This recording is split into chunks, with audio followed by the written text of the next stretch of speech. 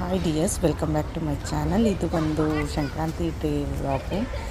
ನಾವು ಸಂಕ್ರಾಂತಿ ಡೇ ಬಂದು ಮನೇಲಿ ಹಬ್ಬ ಸೆಲೆಬ್ರೇಟ್ ಮಾಡಲಿಲ್ಲ. ಬೆಳಗ್ಗೆನೇ ನಾವು ನಂಜನಗೂಡು ಟೆಂಪಲ್ಗೆ ಹೋದ್ವಿ. ಆ ವಿಡಿಯೋ ಸಹ ನಾನು ಅಪ್ಲೋಡ್ ಮಾಡಿದ್ದೀನಿ. ನೆಕ್ಸ್ಟ್ ಆನ್ ದಿ ವೇ ಬರ್ತಾ ಪಯಣ ಅಂತ ಇದೆ. ಯಾರೆಲ್ಲ ಇದುವರೆಗೂ ನೋಡಿಲ್ಲ ಹೋಗಿ ನಾವು ವಿಸಿಟ್ ಮಾಡಿ. ಅಂದರೆ ಮೈಸೂರಿಗೆ ಹೋಗೋ ರೂಟಲ್ಲಿದೆ. ಅದೇ ಡಾಕ್ಟರ್ ವೀರೇಂದ್ರ ಹೆಗ್ಗಡೆ ಧರ್ಮಸ್ಥಳ ಕಟ್ಟಿದಾರಲ್ಲ, ಅವರು ಮಾಡಿದ್ದಾರೆ. ವೀಲ್ಸ್ ಹೇಗೆ ಶುರುವಾಗುತ್ತೆ ಅಂತ ಶುರುವಾಗುತ್ತೆ, ಇಂಜಿನ್ ಹೇಗೆ ಶುರುವಾಗುತ್ತೆ, ಮತ್ತು ಯಾವ 100 ಇಯರ್ಸ್ ವೆಹಿಕಲ್ಸ್ ಎಲ್ಲ ಕೂಡ ಇದೆ. ಅವರು ಯೂಸ್ ಮಾಡಿರೋದು, ಅವರು ಕಾಲೇಜ್ ಡೇಸಲ್ಲಿ ಯೂಸ್ ಮಾಡಿರೋಂಥ ಕಾರ್ ಯಾವುದು, ಮತ್ತು ಅವರು ಕಾರಿಗೆ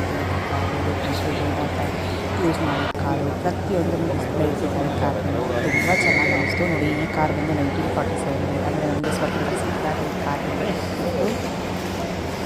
ಈ ಥರ ತುಂಬ ಕಾರ್ಗಳಿತ್ತು. ಎಲ್ಲ ಕಾರು ನೋಡಿದ್ವಿ, ತುಂಬ ಚೆನ್ನಾಗಿ ಅನ್ನಿಸ್ತು ನಮಗೆ. ಮತ್ತು ಎಂಟ್ರಿ ಫೀಸ್ ಬಂದು 50 ರುಪೀಸ್ ಇದೆ.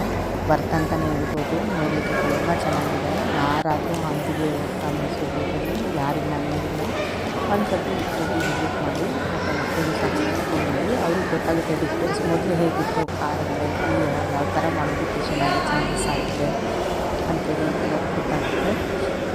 ಹೋಗಿ ನೋಡ್ತೀನಿ. ನನಗೆ ತುಂಬ ಇಷ್ಟ ಆಯಿತು. ನನಗೆ ತುಂಬ ಇಷ್ಟ ಆಯಿತು. ಮೊಬೈಲ್ನ ಹಿಡಿಸಿ ಎಲ್ಲರೂ ಫೋಟೋ ಸಹ ತಗೊಂಡಿದ್ದೀನಿ.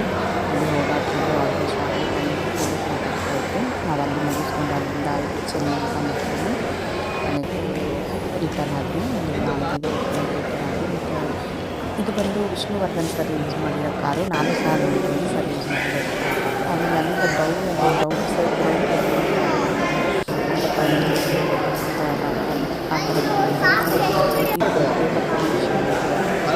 ಕತ್ತಿಗಳು ಓಕೆ ವರ್ತ್ ಅಂತ ಹೇಳ್ಬೋದು.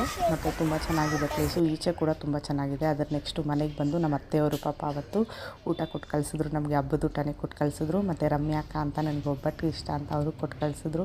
ಇದಾಗಿತ್ತು ನಮ್ಮ ಹಬ್ಬದ day. Thank you for watching.